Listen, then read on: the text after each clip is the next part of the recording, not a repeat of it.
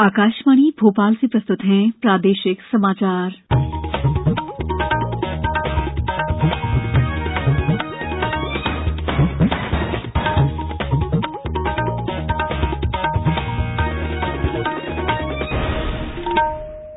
नमस्कार, समाचारों के साथ मैं दीपा सिंह। पहले 1 अप्रैल देश ने कोविड टीकाकरण अभियान के अंतर्गत 100 करोड़ टीके लगाने का लक्ष्य हासिल कर इतिहास रच दिया है। इस महत्वपूर्ण कार्य में योगदान करने वाले डॉक्टरों, नर्सों और अन्य स्वास्थ्यकर्मियों का आकाशवाणी अभिनंदन करता है। इसके साथ ही हम आपको सतर्क भी करना चाहते हैं कि कोविड अभी समाप्त नहीं हुआ है। आप सभी से हमारी अपील है कि यथाशीघ्र दोनों टीके लगवाएं और अन्य लोगों को भी टीके लगवाने के लिए प्रेरित करें। त्योहारों के समय कृपया इन 3 आसान उपायों का पालन करें। मास्क पहनें, 2 गज की सुरक्षित दूरी बनाए रखें, हाथ और चेहरा साफ रखें। कोविड से संबंधित कोई भी जानकारी और मार्गदर्शन के लिए राष्ट्रीय हेल्पलाइन नंबर 01123 978046 और 1075 पर संपर्क करें। सबसे पहले मुख्य समाचार। देश में आज से मनाया जा रहा है सतर्कता जागरूकता सप्ताह। राष्ट्रपति ने भ्रष्टाचार को मिटाने के लिए सभी नागरिकों से काम करने की अपील की। बरकतुल्लाह विश्वविद्यालय के दीक्षांत कार्यक्रम को संबोधित करते हुए राज्यपाल मंगू भाई पटेल ने कहा, संकल्प से सब संभव है। भोपाल में मिट्टी के दिए बेचने वालों से नहीं लिया जाएगा कोई कर और राष्ट्रीय एकता दिवस पर 31 अक्टूबर को होंगे विभिन्न कार्यक्रम। अब समाचार विस्तार से। देश भर में आज से सतर्कता जागरूकता सप्ताह मनाया जा रहा है। इस दौरान भ्रष्टाचार से लड़ने के लिए शपथ सहित विभिन्न कार्यक्रम हो रहे हैं। राष्ट्रपति रामनाथ कोविंद ने प्रसन्नता व्यक्त की है कि भारत के पास राष्ट्रीय अखंडता और नैतिकता की लंबी और बहुत पुरानी परंपरा है। सतर्कता जागरूकता सप्ताह पर एक संदेश में श्री कोविंद ने कहा है कि इन आदर्शों को बनाए रखना सभी नागरिकों की जिम्मेदारी है।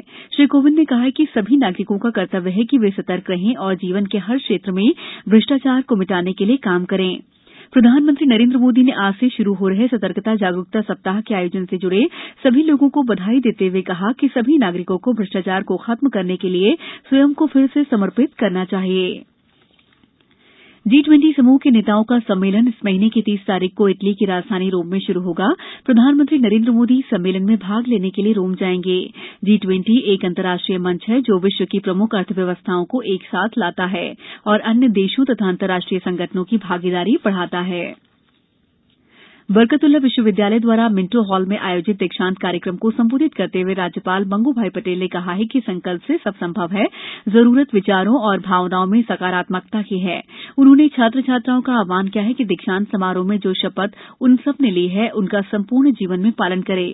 यही जीवन की सार्थकता का मार्ग है।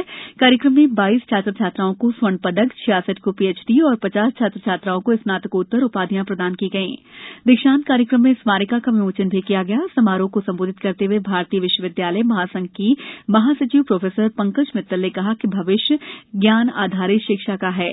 नई राष्ट्रीय शिक्षा नीति के रूप में वर्तमान पीढ़ी को अभूतपूर्व और सर्वश्रेष्ठ अवसर उपलब्ध हुआ है। खंडवा संसदीय क्षेत्र में होने वाले उपचुनाव को लेकर प्रशासनिक तैयारियां पूरी हो चुकी हैं। कलेक्टर अनय द्विवेदी ने आकाशवाणी समाचार से चर्चा करते हुए क्षेत्र की जनता से निर्भीक और निष्पक्ष होकर मतदान करने की अपील की है। जैसा कि सबको विदित है कि 30 अक्टूबर 2021 को खंडवा लोकसभा क्षेत्र में मतदान होना है और मतदान की समस्त जो तैयारी है वो पूरी कर ली गई है और स्वतंत्र, निष्पक्ष और निर्भीक रूप से मतदान हो और निर्वाचन आयोग के समस्त निर्देशों का पालन करते हुए सभी मतदाताओं से यह आग्रह है कि वो अपने मताधिकार का प्रयोग करें और मतदान करें। साथ ही कोविड के नियमों का सोशल डिस्टेंसिंग और जितनी भी सैनिटाइजेशन की जो व्यवस्थाएं हैं वो सभी मतदान केंद्रों पर पूरी कर दी गई हैं। कोविड-19 से बचाव और सुरक्षित रहने के 3 उपाय। मास्क लगाएं, 2 गज दूरी है जरूरी, सुरक्षित दूरी रखें, हाथ और मुंह साफ रखें। ब्रेक के बाद समाचारों में आपका एक बार फिर स्वागत है। भोपाल जिला प्रशासन ने ग्रामीण शिल्पकारों के उत्पादों जैसे दियो आदि की बिक्री को प्रोत्साहन देने के लिए नगरीय निकायों से किसी भी तरह का कर यानी बाजार बैठकी नहीं वसूलने के निर्देश दिए हैं। कलेक्टर अविनाश लवानिया ने मिट्टी के सामान विक्रय और व्यापार के लिए जिले और तहसील स्तर पर दुकान लगाने के लिए ग्रामीण शिल्पकारों को छूट दी है।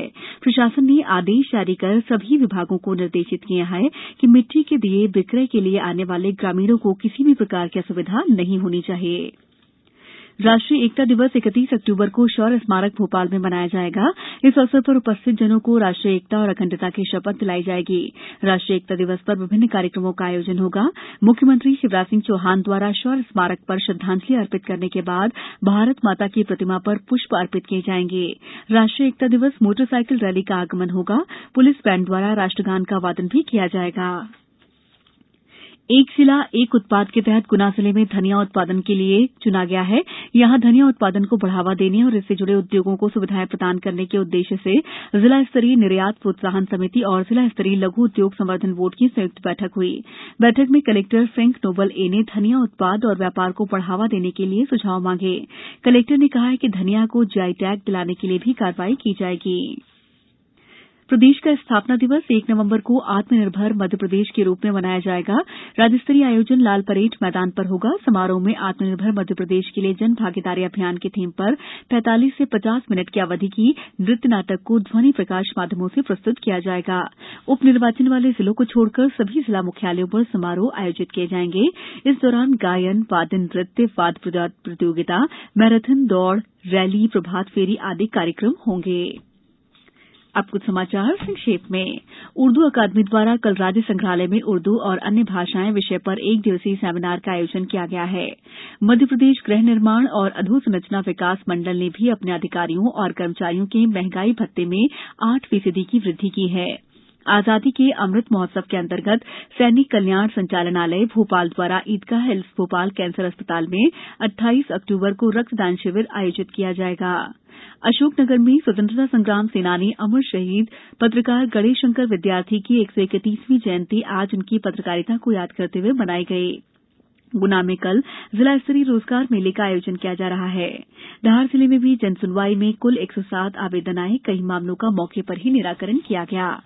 बैतूल के कक्षा 7वीं के विद्यार्थियों हर्षित डायरे और छात्रा दीपिका डेहरिया ने उज्जैन में हुई राज्य स्तरीय लाठी स्पर्धा में स्वर्ण और रजत पदक हासिल किया है। दिवाली के दूसरे दिन शुक्रवार 5 नवंबर को भोपाल जिले में स्थानीय अवकाश घोषित किया गया है। नीमच जिले में रबी के लिए 23,097 मीट्रिक टन उर्वरक का स्टॉक उपलब्ध है। राजगढ़ में गरीबी उन्मूलन योजना और उनका प्रभावी क्रियान्वयन विषय पर पैनल लॉयर्स और पैरा लीगल वॉलंटियर्स का 1 दिवसीय प्रशिक्षण संपन्न हुआ। बुलेटिन के अंत में एक अपील, मास्क और 2 गज की दूरी, हाथ धोना भी है जरूरी। नमस्कार।